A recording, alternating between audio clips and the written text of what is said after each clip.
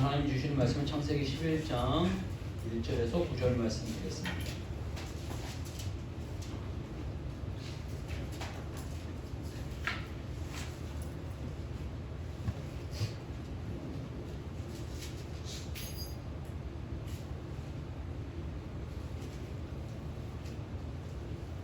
창세기 11장 1절에서 9절 말씀입니다. 한 절씩 교독하겠습니다. 제가 먼저 하겠습니다. 온 땅이 언어가 하나요 말이 하나였더라. 이에 그들이 동방으로 옮기다가 신할 평계를 만나 거기 거류하며 서로 말하되 자 벽돌을 만들어 견고히 붙자 하고 이에 벽돌로 돌을 대신하며 역총으로 진흙을 대신하고 또 말하되 자 성읍의 탑을 건설하여 그 탑 꼭대기에 하늘에 닿게 하여 우리 이름을 내고 온 지면에 흩어짐을 면하자 하였더니 여호와께서 사람들이 건설하는 그 성읍과 탑을 보시려고 내려오셨더라. 여호와께서 이르시되 이 무리가 한 족속이요 언어도 하나이므로 이같이 시작하였으니 이후로는 그 하고자 하는 일을 막을 수 없으리로다. 자 우리가 내려가서 거기서 그들의 언어를 혼잡하게 하여 그들이 서로 알아듣지 못하게 하자 하시고 여호와께서 거기서 그들을 온 지면에 흩으셨으므로 그들이 그 도시를 건설하기를 그쳤더라. 같이 하겠습니다. 그러므로 그 이름을 바벨이라 하니 이는 여호와께서 거기서 온 땅의 언어를 혼잡하게 하셨음이라. 여호와께서 거기서 그들을 온 지면에 흩으셨더라. 아멘.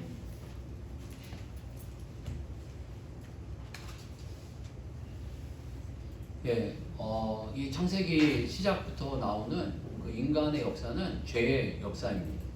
그래서 이제 교리적으로 보게 되면 인간론이라고 이제 이야기를 하는데, 뭐 신론, 하나님에 대한 걸 배우고 인간론, 인간에 대해서 배울 때는 인간론과 함께 죄론이 같이 갑니다. 죄가 함께 갑니다. 그러니까 인간의 역사는 죄의 역사라는 겁니다. 죄론.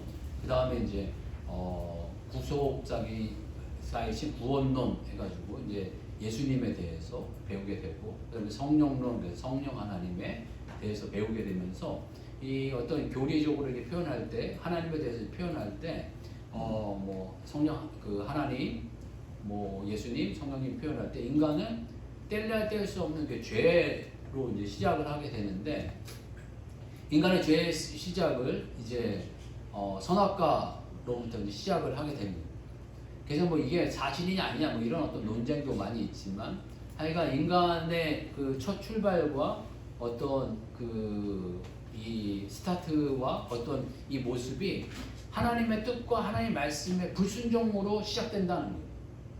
불순종으로 자기의 그 에덴 동산을 떠나고 원래 누려야 될 것을 누리지 못하는 그런 인생이 되어져 버리게 되었다. 하나님께 버림받게 되었고 영생할 인생이 죽음을 맞이하는 인생으로 이렇게 되었다. 하나님의 뜻에 순종하지 못하고 하나님과 맺었던 그 언약을 파괴함으로 말미암아서 피폐한 인생이 되었다는 거예요. 그 피폐한 인생이 자녀를 낳았는데 그 자녀를 낳은 가인과 아벨을 대표하는 이야기가 살인입니다. 살인. 사람이 사람을 죽이는 살인의 어떤 모습이 되었다. 그러면서 이제 계속적으로 이제 뭐 살인 낳고 뭐 이렇게 쭉 이야기하시다가 나중에 노아 홍수 그 전에는 사람이 행하는 모든 것이 악할 뿐임을 보시고 사람 지으신 것을 후회하셨더라 라고 표현하고 계세요. 그 후회하신 그것으로 말미암아서 이 노아 홍수가 일어나게 되고 온 지면의 모든 사람들이 사라지게 됩니다. 근데 이 사람만 사라진 것이 아니라 그 후반 그 말씀북에는 코로 기식하는 모든 것들이 죽었다라고 표현하고 있습니다. 어떤 부분에서 아가미로 기식하는 물고기는 살았다는 거죠. 코로 이렇게 숨 쉬었던 이 뭐 새, 그 다음에 이 동물, 이 모든 것들이 이 노아 홍수로 말미암아 다 죽게 됐다는,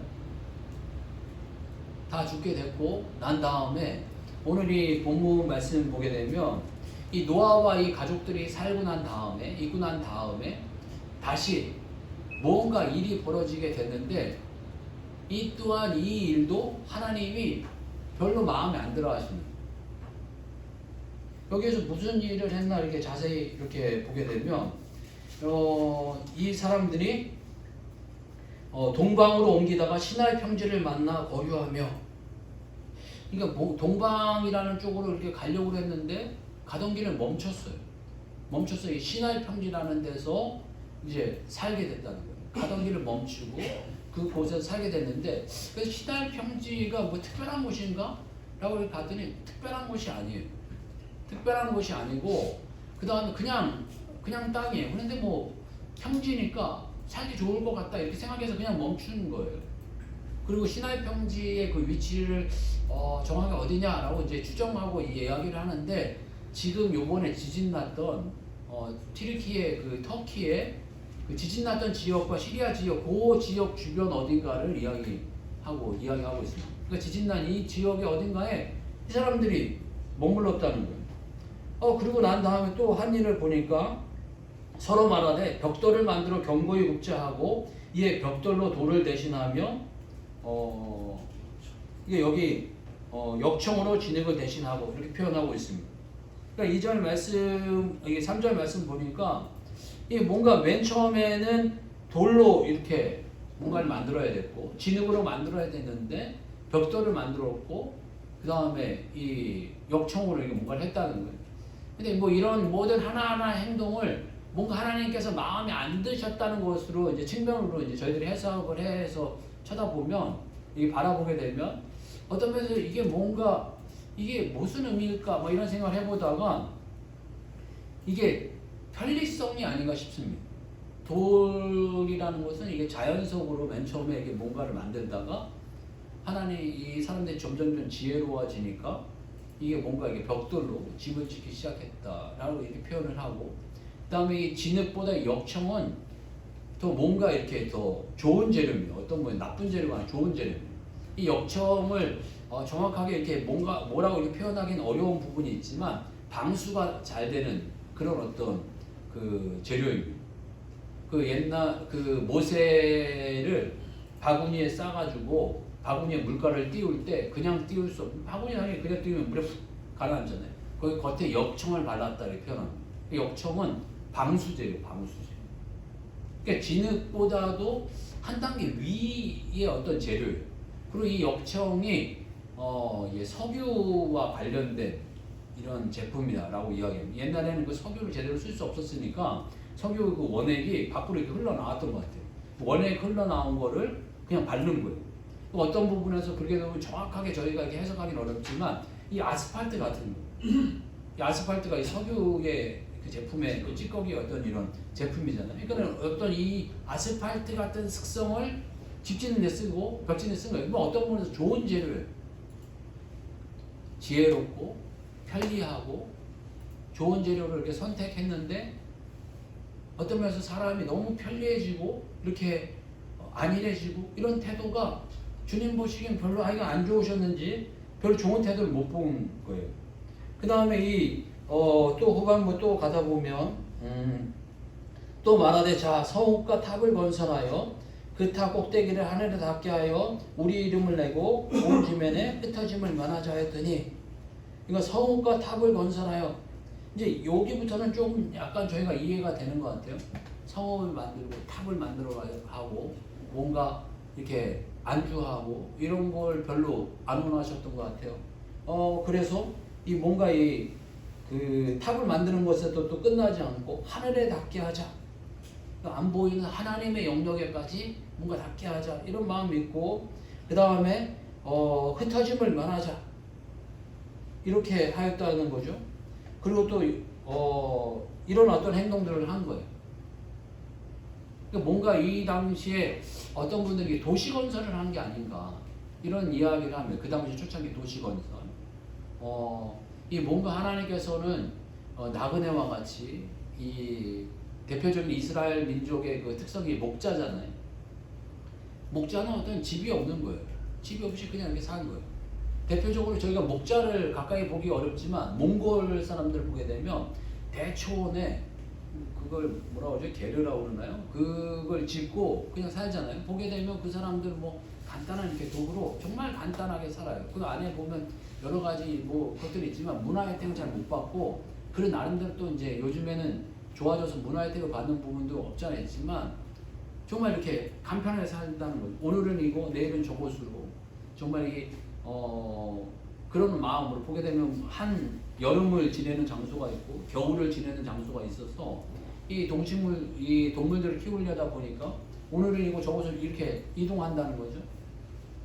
주님은 이런 모습으로 살기를 원하시는 거였는지 하여간 이 바벨의 모습을 좋지 않게 보셨다는 거죠. 그래서 이 바벨의 모습을 보시고서 내려오셨는데 내리신 결론은 이 사람들의 언어를 혼잡하게 하자라는 결론을 내리셨습니다. 그래서 이 6절 보게 되면 여호와께서 이르시되 무리가 한 족속이요 언어도 하나이므로 이같이 시작하였으니 이후로는 그 하고자 하는 일을 막을 수 없으리로다 라고 표현하시면서 7절에 자 우리가 내려가서 거기서 그들의 언어를 혼잡하게 하여 그들이 서로 알아듣지 못하게 하자 하시고, 그러니까 지금 이렇게 언어가 많아진 이유가 여기 이렇게 이유가 있다 라고 표현하고 계시죠. 저희 어린 시절에는 심하게 표현하면 지방 언어도 잘 못 알아들었어요. 이게 TV라든가 이런 교통이라든가 이런 게 발달이 잘 안 돼가지고 지방 분들 올라오면 말하면 뭔 소리인지를 못 알아듣는 경우들이 많이 있었어요. 근데 요즘에는 이제 교통이 많이 있어서 그나마 이제 많이 나아졌지만 뭐 저기 그 제주도 말을 들으면 이게 일본 말 쪽이냐 이게 한국말 쪽이냐 뭐 이런 소리도 많이 들었던 시대가 있었습니다. 그러니까 언어가 이렇게 혼잡하게 됐다는 거예요. 이 언어가 이 혼잡하게 된 게 좋은 의미가 아니라는 거예요. 하나님 입장에서 보면 좋은 의미가 아닌 의미로 혼잡하게 이렇게 하셨다라고 표현하고 계시면서 또 이 사람들의 이 또 파워도 느끼게 되는데 여호와께서 거기서 그들의 온 지면을 흩으셨는데 그 사람들을 막을 수 없다라는 표현도 하고 계세요. 6절 보게 되면 이후로는 그 하고자 하는 일을 막을 수 없으리로다. 이게 뭔가 이게 인간이 이게 연합하고 이게 하나 되어져 가고 뭔가 이렇게 하게 되면 뭐 하나님께서 막으실 수 없는 일이 있겠나라고 이렇게 생각하지만 하여간 막지 못하는 일이 벌어지게 된다는 거예요. 그래서 하나님께서는 이게 혼잡하게 하셨고 맨 마지막에 9절 맨 마지막에 보면 온 지면에 흩으셨더라 라고 이렇게 표현하고 계십니다. 그래서 혼잡이라는 단어를 보게 되면 이게 섞다, 혼합하다, 혼돈하다 이런 어떤 발랄이라는 단어를 써서 이렇게 표현을 하셨고요. 히브리어로. 근데 흩으셨다는 단어는 푸츠라는 단어를 쓰셨는데 흩으리다 라는 단어와 함께 이 단어 속에 무슨 의미가 있냐면 산산이 부서지게 하다 라는 의미가 있습니다. 그러니까 하나님께서는 그 바벨의 이 지역의 이 사람들의 이 모습을 보시면서 마음에 안 드시는 거예요. 혼돈하고 섞어버리시고 흩어버리셨는데 흩어버리신 그 단어 속에 심하게 산산이 부숴버리는 그런 어떤 모습을 보이셨다는 겁니다. 요 근래에 제가 하나님과 교제를 많이 했던 단어가 하나됨이었습니다. 하나됨. 하나님은 하나됨을 얼마나 좋아하시는지. 내가 그 주님이 우리가 하나 된 것 같이 너희도 하나 되라. 내가 너 안에, 네가 내 안에 하나인 것을 너희가 알리라. 이 말씀을 요한복음 17장에서 하시는데 요한복음 17장은 이게 겟세마네 기도다 이런 표현을 하시는 분도 있어요. 근데 이게 동감이 됩니다. 이게 맨 마지막에 대제사장적 기도입니다. 마지막 예수님 십자가에 달려 돌아가시기 전에 유언적인 기도이거든요. 유언적인 기도인데 유언적인 기도의 핵심이 뭐냐면 하나 되라. 하나 되라 라는 겁니다. 그리고 너희가 이 복음을 전할 때 개별로 이야기하시는 게 아니라 너희가 가서 너희는 이런 표현을 하십니다. 그래서 이 예수님도 이 공동체, 이 제자 공동체를 이루면서 다양한 사람들이 만났지만 그 안에 하나 되면서 뭔가 그 어떤 이 복음 전하는 하나님의 나라를 세워가는 모습을 보이지 않습니까? 그런데 하나님께서 전혀 다른 모습으로 흩어버리시는 모습을 보이시는 모습을 발견하게 됩니다. 이런 모습을 보면서 제가 느낀 거가 몇 가지가 있는데 그게 뭐냐면 하나님께 대해서 크게는 두 가지를 느끼게 되는데 하나는 하나님 무섭다라는 하나님 그 노아 홍수 때도 그랬지만 노아 홍수 때 하나님께서 그 죄를 범하니까 아예 다 멸하시잖아요. 그냥 우리 동화책 같이 멸하셨다 그러면 멸하셨구나 뭐 이렇게 느낄 수도 있지만 이게 하나님의 하신 일이다라고 생각을 하면 참 이게 여러 가지 생각이 많이 들어요. 정말 하나님 정말 이게 두려운 분이시다 이런 생각이 들기도 하고 우리 튀르키예 지역이 지금 뭐 4만여 명이 죽음을 맞이했다라고 이야기하는데 점점점 그 인원이 더 늘어갈 거다라고 표현하는데 어떤 분은 뭐 한 10만 명까지 늘어나지 않겠나라고 이야기하는데 최근 인류 역사상 지진으로 사람이 죽은 것 중에 가장 큰 지진이 아닐까 이런 이야기가 들 만큼 아주 이게 큰 지진이 일어나게 되었습니다. 근데 이게 하나님의 섭리와 하나님의 계획하신 가운데 일어났다라고 한다면 좀 무섭고 두려운 마음이 드는 거죠. 저희들 사랑의 하나님, 용서의 하나님, 용납하시는 하나님, 기다려주시는 하나님, 축복하시는 하나님만 묵상하다가는 이런 하나님 묵상하기가 너무너무 어려운 거예요. 그리고 이해가 되지 않는 거죠. 그래서 어떤 분들은 하나님 왜 이러세요? 막 이런 마음을 갖게 된다는 거예요. 그래서 이 아벨탑 이 사건도 보게 되면 참 무서운 하나님이시다 이런 마음이 들고요. 또 하나는 뭐냐면 우리가 하나님을 몰라도 너무 모른다. 내 자신이 하나님을 몰라도 정말 너무 모른다 라는 마음을 갖는 거예요. 그 노아 홍수는 죄 때문에 그랬다라고 하지만 이 바벨탑 사건을 제가 보면서 하나님 마음에 안 드셨을 거라고 생각을 하면서 자꾸 이렇게 묵상을 했어요. 그런데 이 하나님께서 이 바벨탑 사건을 이렇게 흩으셨거든요. 이 흩으셨는데 이 얼마나 흩으셨는지는 정확하게는 기억이 나지 이게 평가할 수 없지만 이 아브라함이 이제 그 창세기 12장에 나오지 않습니까? 11장에서 12장으로 넘어가는 이 사이의 이 기간을 저는 개인적으로 이걸 정확히 평가할 수 없지만 다른 분들도 어떻게 평가하시는지 모르겠어요. 한 3,000년이 흐릅니다. 여기 보게 되면 10절부터 보게 되면 아르박살이 나온 아르박살을 나온 후에 500년을 지내며 자녀를 낳았으며 뭐 이렇게 표현합니다. 그러니까 10절 보게 되면 셈 족속은 이러하니 셈은 100세 곧 홍수 후 2년에 아르박살을 낳았고 그러니까 그 100세부터 애를 낳기 시작했는데 500년 지내면서 자녀를 낳았다 그러고 그 다음에는 35세에 셀라를 낳고 그 다음에 403년을 지내며 이렇게 해서 뭐 500년, 400년, 400년, 뭐 400년 위에 보면 200년, 200년, 200년, 200년, 뭐 170년 뭐 이렇게 다 하면 그 연도를 한번 이렇게 쭉 다 더해 보면은 이 연도가 뭐 한 3,000년 이렇게 되고요. 그러면 만약에 줄여가지고 그렇지 않고 뭐 중간에 이렇게 같이 애기 낳았을 수도 있으니까 짧게는 1,000년인 거예요. 짧게 뭐 1,000년 이상 되는 거죠.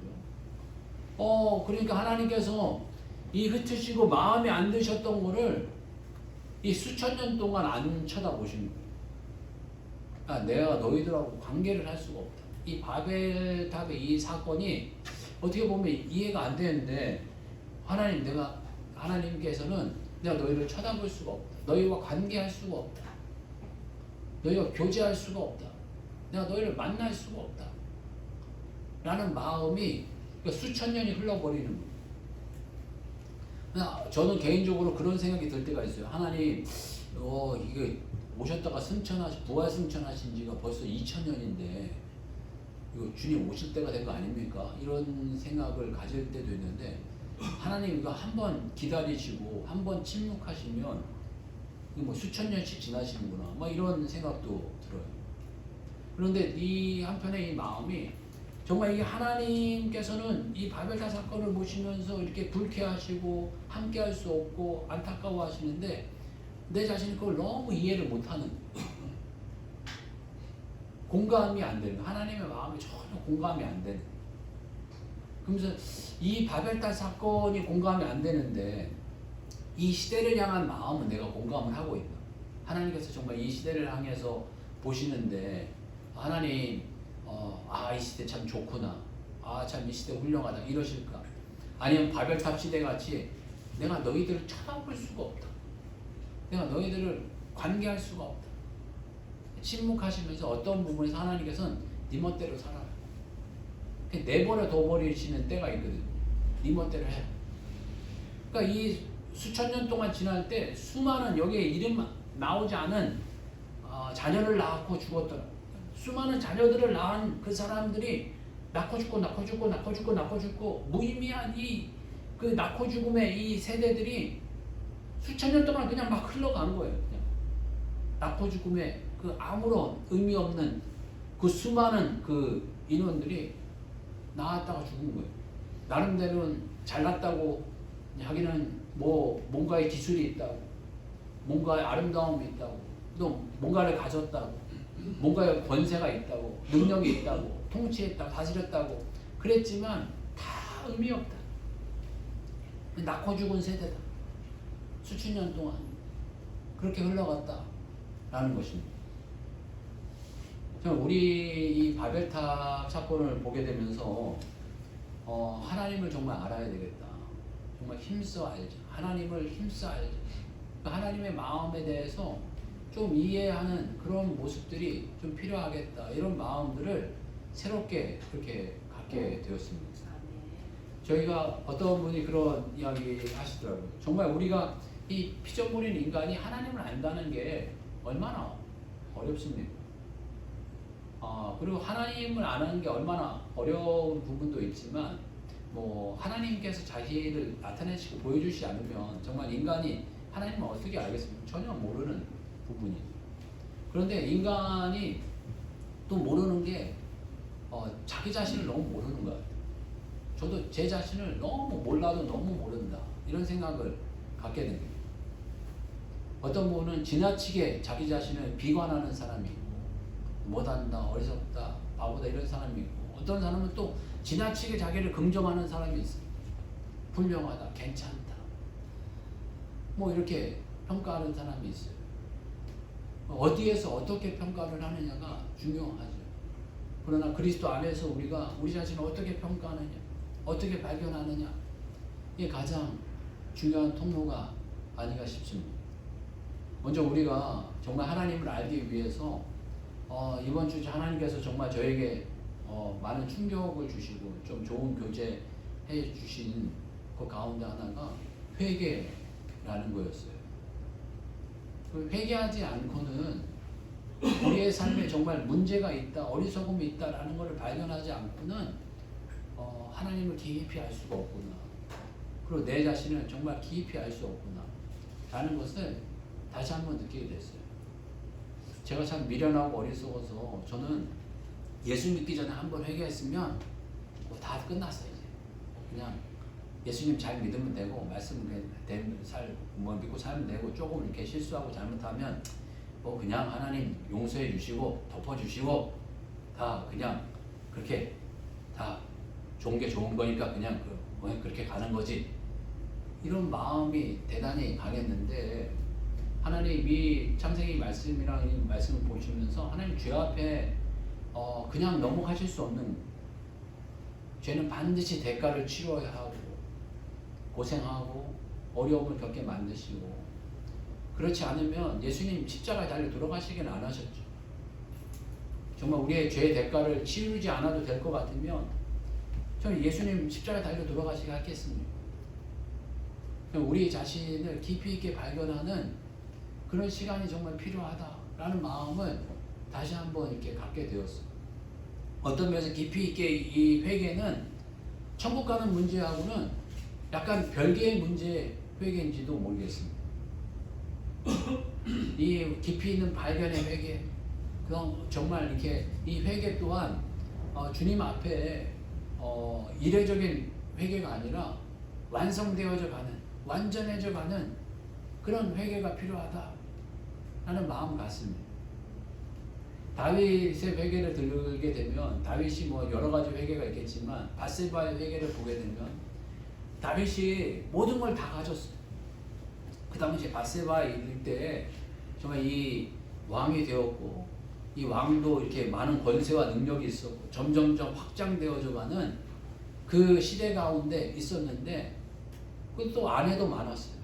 아내가 하나만 있는 것도 아니고 아내가 다른 여자도 있었는데, 밧세바라는 그 여인의 눈이 멀어서 그 여자를 간음하게 되고, 또 남편이 있는 여인이었는데 그 자기의 범한 죄를 덮기 위해서 이 우리아를 죽이고 이런 일들이 일어나게 됩니다. 그런데 철저하게 이 죄를 나단을 통해서 지적받고 난 다음에 철저히 회개하기 시작합니다. 회개하고 난 이후에 이 다윗의 삶이 점점 또 다른 변화의 삶으로 나타나게 됩니다. 그 이후 예루살렘 점령하고 이런 어떤 일들이 벌어지게 됩니다. 우리의 인생 가운데 어떤 면에서 이 다윗의 그 회개가 천국으로 가게 하는 회개는 아니었어요. 밧세바를 범하기 전에도 분명히 천국을 갈 수 있었을 겁니다. 그렇지만 그 회개로 말미암아서 이 다윗의 인생은 새로운 어떤 전환점을 맞이하게 되었습니다. 베드로도 마찬가지 아니었겠습니까? 베드로의 회개를 한다면 이 예수님을 3번 부인하고 난 다음에 새로운 이렇게 회개를 하고 주님께 돌아오는 사건을 맞이하게 됩니다. 그러면 이 예수님을 3번 부인하기 전에 베드로가 천국 시민이 아니었나? 라고 이야기를 하면 천국 시민이 아니라고 보기는 어렵습니다. 말 그대로 그 가이사랴 빌립보에서 주는 그리스도 살아계신 하나님의 아들입니다. 신앙 고백도 잘했고 정말 주님을 내가 충성되이 목숨을 버리도록 내가 주님을 따르겠습니다. 라는 이야기까지 했던 이 베드로가 3번 부인하고 저주까지 했지만 그것 때문에 천국에 못 갈까 이런 어떤 논쟁을 한다는 것은 좀 어려움이 있습니다. 그렇지만 자기의 어떤 행위와 자기의 어떤 부족과 자기의 미련을 철저히 깨닫고 다시 한번 주님 앞에 회개하기 시작할 때 예수님 다시 그를 부르시고 또 그에게 너는 이제 목자가 되라. 내 양을 먹이라. 내 양을 치라. 내 양을 먹이라. 이렇게 반복하시면서 새로운 삶의 변화를 이끌어 가셨던 것을 발견하게 됩니다. 이 바울의 다메섹 도상의 회개도 그렇고 어떤 면에서 더 조금 뭐라 그럴까요? 좀 넓은 측면에서 보게 되면 마가다락방에 어떤 성령의 임하심의 그 기도와 그 회개의 시간도 보게 되면 어떤 부분에 그 마가다락방에 모였던 사람들이 다 지옥 갈 백성이 모여서 그 회개하고 천국 갔다라는 의미라기보다는 어떤 부분에서 그 분들이 회개하고 주님 앞에 돌이키고 주님 앞에 다시금 헌신하고 충성하기 시작할 때 성령 하나님이 임하셔서 이 우리의 이 그 바벨탑을 보면서 회개하길 원하시는 이 회개는 하나님의 말씀이 먼 데 있는 게 아니고 오늘 이 시간 너와 함께 지금 이 자리에 역사하는 거다 라는 것이 바로 이 회개의 첫 단추고 출발이고 의미가 아닌가 싶습니다. 저와 여러분들이 주님 안에서 철저히 회개했으면 좋겠습니다. 그래서 삶의 어떤 문제와 고난과 어려움이 있다면 그것 때문에 더 하나님 회개하기를 원하시는 탕자의 비유를 보면 이 탕자가 둘째 아들이어서 아버지를 떠나서 허랑방탕하여서 정말 쥐염 열매까지 돼지가 먹는 그 쥐염 열매까지도 줄여서 그걸 배를 채우지 못하는 그 심정에 이르렀을 때 회개하고 자기 자신을 똑바로 바라보고 다시 바라보고 아버지께로 돌이키는 사건이 일어나게 됩니다. 그럼 쥐염 열매에 있었던 그 자리가 아들이 아닌 자리가 아니에요. 아들이었어요. 어차피 아들이었어요. 쥐염 열매를 먹고 있든지 정말 돼지 우려를 치고 있든지 상관없이 그 자리 그 장소에서도 분명히 하나님의 아들이었지만 그 둘째 아들이었지만 돌이키기 시작할 때 자기 어떤 신분이 회복되고 자기 삶이 회복되어지고 새로운 출발이 일어나게 되었습니다. 어떤 면에서 이 주님 앞에 철저히 회개하는 건 우리가 기본적으로 예수님 믿고 천국 간다는 그 의미가 아니라 어떤 면에서 하나님의 말씀이 우리의 인생 가운데 이루어지느냐 안 이루어지느냐 하나님의 뜻이 나타나느냐 안 나타나느냐 하는 문제가 아닌가 싶습니다. 하나님께서 여러분들의 삶 가운데 저와 여러분들의 삶 가운데 뭔가 문제가 있게 하시고 어려움이 있게 하시고 고통이 있게 하셨다면 저희들 더 낮아지고 더욱더 철저히 회개하고 더욱더 주님 앞에 무릎 꿇어서 저희들의 생각과 마음을 하나님 앞에 맞추고 아벨탑 전 개인적으로 이해가 잘 안 되더라고요. 하나님 이렇게까지 화내실 일이었나? 이렇게까지 불쾌하셨나? 정말 하나님 이렇게까지 우리를 쳐다볼 수도 없는, 그것도 그냥도 아니고 수천 년 동안 쳐다볼 수도 없는 이러한 사건이었나? 라는 생각을 갖는 만큼 하나님을 모르는 거예요. 우리가 철저하게 하나님을 알고 하나님을 이해하고 우리가 우리 자신을 이해해서 철저히 회개함으로 말미암아서 오늘 이 시간에 하나님의 능력이 임하고 하나님의 권능이 임하고 하나님의 나라가 임해가는 인생이 되시길 주의 이름 축복합니다. 예수님 이 땅에 오셔서 첫 설교가 회개하라 천국이 가까이 왔느니라 또 시작하셨습니다. 회개하면 하나님의 천국이 가까이 오게 되고 천국이 이루어져가는 삶이 출발되는 줄 믿습니다. 아멘. 저희들의 삶 가운데 철저히 회개함으로 주의 나라를 이루어가고 주의 뜻을 이루어가는 인생이 되시기를 주님 축복합니다. 아멘. 같이 한번 기도하겠습니다. 기도하면서 저희들 하나님 말씀을 대할 때 하나님 정말 이해가 안 되는 부분이 있습니다. 저희들 이 미련하고 어리석은 인생 정말 철저히 주님 깨닫게 하여 주셔서 저희들의 죄악됨과 저희들의 어리석음과 미련함과 하나님을 알지 못하고 우리를 알지 못하는 것을 발견하게 하여 주셔서 회개하고 하나님의 뜻을 이루고 하나님의 영광을 드러내는 인생이 되게 해달라고 같이 한번 기도하겠습니다. 주여 한번 외치고 같이 기도하겠습니다. 주여